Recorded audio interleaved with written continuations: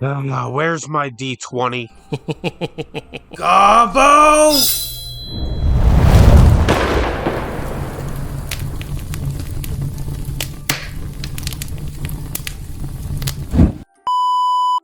Hello and welcome to Gobbo's Guides. I'm Gobbo, your all-knowing goblin overlord. Gobbo, no power trips. Ow, okay, fine. I'm Gobbo, your goblin narrator. Better? I'm watching you. Jeez, ow, okay. Anyway, today I'll be talking about character voices. So choosing a character voice is super important if you want to get into role-playing scenes.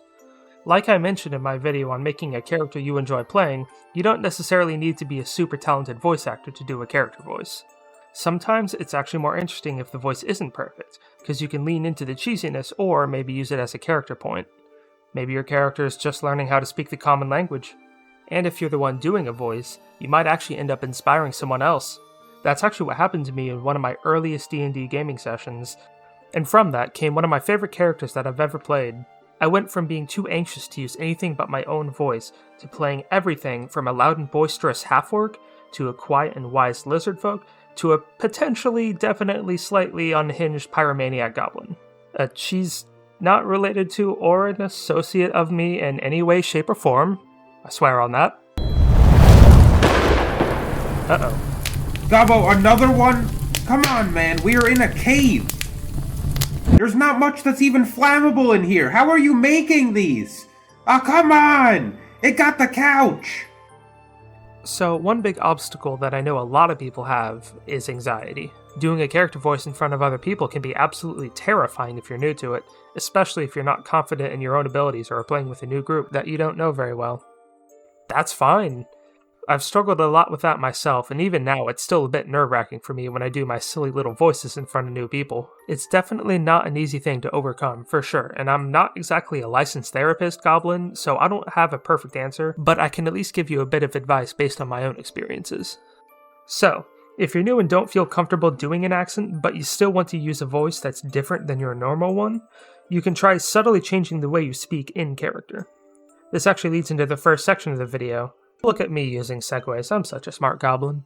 So, there are several ways you can change your voice in small but meaningful ways, and each one gives off a different feeling, perfect for matching your character's personality. To help show what I mean, I'll actually be using some of these changes as I mention them. The first change is by making your voice a bit airier if you're playing a more soft-spoken or timid character. When I'm using this voice, it's typically for a good aligned character or someone just trying their best in the world.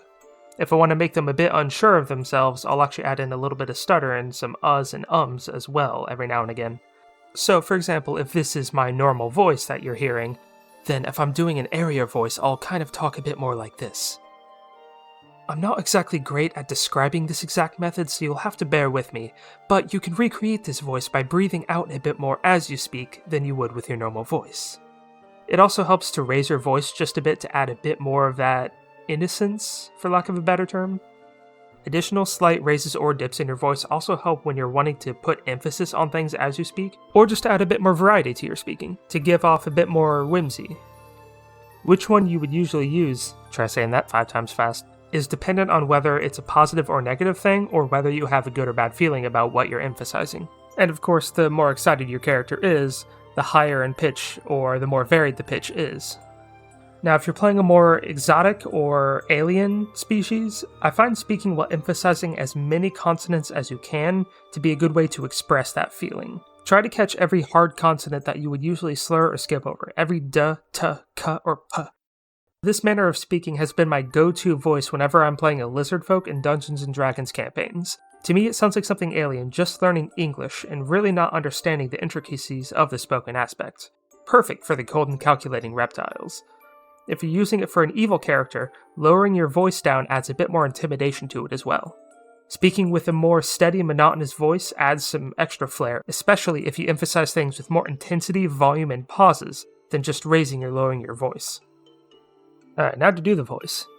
At the end of the video, I will go over the main character that I use this voice for. Unfortunately, I forgot to do the voice in this section, and I'm currently improvising a way to get as many hard consonant sounds in to provide an example of his speech.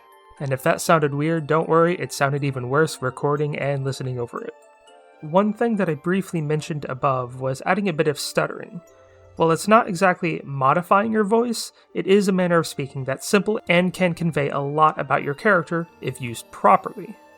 A stutter can make a character feel nervous just by itself, no accent or voice change necessary, though the occasional purposeful voice crack does complement it very well. Stuttering can be used to great effect, especially when otherwise confident characters stutters for just a moment, potentially revealing that they're not as solid as they want you to think. It can also be used for a character who's confused, sort of like a verbal double take. Just be careful when giving your character a stutter. Remember, you gotta play to your audience, in this case your party. If you're playing a character where the speech impediment is the joke, it can be annoying at best and offensive at worst. There are ways to make it funny, but those tend to be better as one-off scenes. If it lasts for the whole campaign, the joke gets stale and grating. So one other thing I would recommend trying is adding some grit and gravel to your character voice. This is something that I'm not actually able to do consistently, so I can't really offer any good advice on how to do it, but if you're able to do it well, it's great for playing a tired or sick character or someone who's got some rough edges. Last up for the simple tricks is your character's choice of vocabulary. This one's pretty self-explanatory. Playing a character with low intelligence but good wisdom or charisma, show it through their choice of words. Sure, they may not know 4-syllable words, but they still know what to say in any given situation. Maybe you want to play a character with high intelligence but low book smarts. They may not know the biggest words, but that doesn't make them stupid. They likely know more than most of the party about topics other than language. It works even better with low charisma. They might quietly ask another party member what a word means mid-villain monologue. It can be used to pretty good comedic effect. Or say you're playing a high intelligence character with low wisdom or charisma. Maybe they make snide comments or remarks using words or languages that they believe the intended target doesn't understand. Although it's fun, don't be a dick unless your party gives you the okay and you know them well. It's just common sense. One last bit is the vernacular or manner of speaking. This is a bit of a vague thing that covers a lot, but here are a few examples. The concept of sarcasm is something that may not be universal, so maybe your character takes everything people say literally. It can be used as comedy, of course, but it can also just add a lot of flavor in general. One example from D&D is the lizard folk. Listen, I just really like them, okay? They're my favorite... second favorite playable race. Uh-huh. And what's the first? Third favorite. That's what I thought. Anyway, in Volo's Guide to Monsters, there's a great section on how they speak. They speak very literally, and describe things in terms of actions. The example given is saying, "The wind brings cold," rather than saying, "I'm cold." They don't describe themselves being cold, but instead describe what is making them cold. The wind is acting on them, making them cold. It's a bit of an adjustment to speak like a lizard folk, but just the manner of speaking alone gives them so much personality, and as your campaign goes on, you can show your character learning more of the party's cultures by attempting to learn and use phrases and idioms that are foreign to them. At first, you may say them incorrectly or use them at the wrong time, but eventually you learn the proper situation and phrasing. If you don't feel comfortable doing something so in-depth, there is another easier way. If your character's home culture doesn't have a definite way of describing an individual, maybe they're a hive mind or a eusocial species, your character can refer to themselves in the third person. Now onto accents, one of the most intimidating parts of doing a voice, and one that I really don't have much direction that I can give. As much as I'd like to try to explain how to do different accents, I mainly learned it from imitation and practice. Some of it was from TV shows and games, but most of it was from friends' characters. I'm also not a voice actor, and I don't really know how they would properly explain it, but I'll try and explain the methods that I use to learn them. So if you're looking to learn how to do an accent, there are several different ways to learn. The first method is by using different sites and videos that go over how words are pronounced in different accents, and those are really good if you're looking for or are having trouble pronouncing specific words. They're a really good way at breaking down accents into individual pieces that you can learn and then put together later. You can also learn by talking to people or watching shows and playing games that feature characters that use the accent that you're wanting to learn. Hearing how words are pronounced differently is the most important part to learning it. The rest is just practice. Talk to yourself in your head, or out loud if you're driving somewhere, or just by yourself. I'm basically always talking in an accent in my head whenever I'm doing chores. They're really fun to do, but there is one caveat to doing an accent. Don't do an accent that you don't naturally speak with. When other people in the party do, it can just sort of rub people the wrong way. One thing I do know is that the easiest way to start doing a character voice, if you're just starting your session, is by associating your voice with a name and series of words or phrases. It sounds a bit weird at first, but when you're doing a character voice, there do tend to be a few words that just sort of fit the character so well that it's a perfect jumping off point to begin talking in character.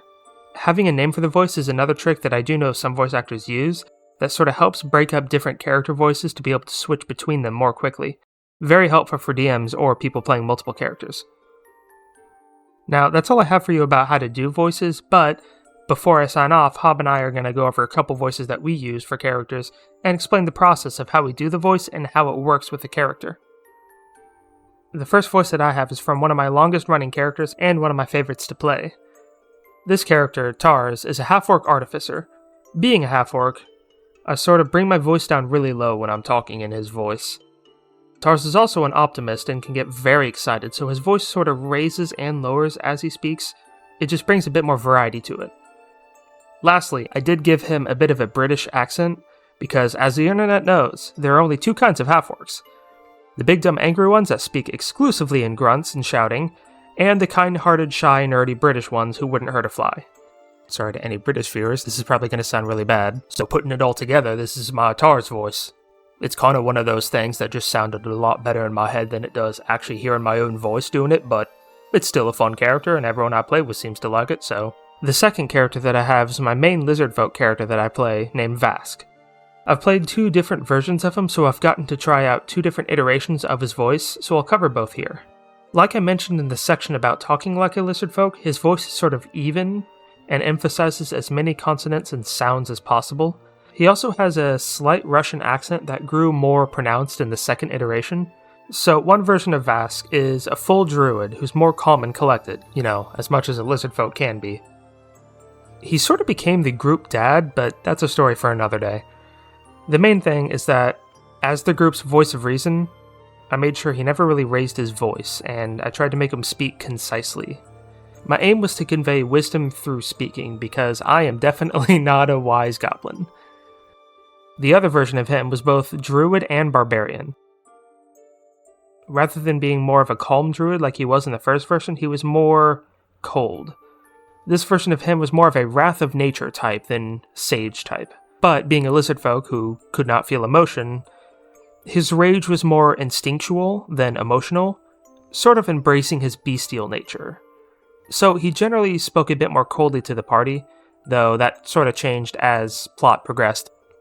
Now, he wasn't outright hostile, but he had no qualms with chopping someone's hand off if they tried to pick up a cursed weapon. But, adventuring in Ravenloft tends to do that to people. Assuming they don't die first, of course. It's simple. If you are cursed or possessed, I will cut off your hands. That way you cannot hold the axe.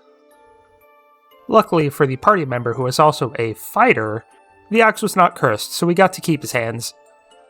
My first voice is from a character Vilkir Dawnfell, a wood elf swashbuckler rogue and battlemaster fighter. Vil, as he became known as, was highly charismatic, and great with a blade, and he knew it. So Vil came off as very suave and slightly arrogant. For Vil, I decided to give a slightly British accent for its elegance. Vil, charming as he was not very smart. He has a dump stat of intelligence, and he was not very magically inclined. He did not use big words when he would speak, and he would use these simple words to explain things that were out of his realm of understanding. For example, so we were down in the dungeon, and these weird letter or word things started glowing after I touched the door, and then the door just opened all on its own. This example comes from him trying to explain to the rest of his party how a magic door opened after he pressed a bunch of runes. This character was also in the campaign with Vask. Yeah, and the poor DM had to deal with Vil, Val, and Vask on the initiative tracker. I mean, I would feel bad, but even he thought it was really funny. For the first couple sessions, anyway. My second voice is that of Raxian, my red dragonborn, who I imagine to have a more low and crackly voice from the fire brewing in his throat. Raxian is a rune knight fighter, and a hardened smith who dreams of making the world's strongest suit of armor. He is usually calm and collected, speaking slower, calculated, and wise. However, when he gets excited about armor, he speeds up and talks about things in a rambling tone that is a little bit harder to understand. Raxian has more to him, however, than just smithing. He has a love for pie and sweets, as he could not get those things growing up with the other Dragonborn. Due to his constant consumption of sweets, he began to develop a dad gut. I wanted to change up the stereotype of fighters needing to be these ripped warriors with shredded six-pack abs. As everyone knows, the strongest people out there is a fat-bellied dad gorging himself on a nice pie. Adding the things about sweets and the blacksmithing didn't really help me for his voice, but they did help me to figure out his character. And that's all we have for you today. Thanks for watching this episode of Gobbo's Guides. We hope you got something out of it, or, at least enjoyed listening. If you got any advice or tips of your own, leave them in the comments below and help out other people watching. Remember to like and subscribe, and hopefully we'll see you next time on Goblins and Gremlins.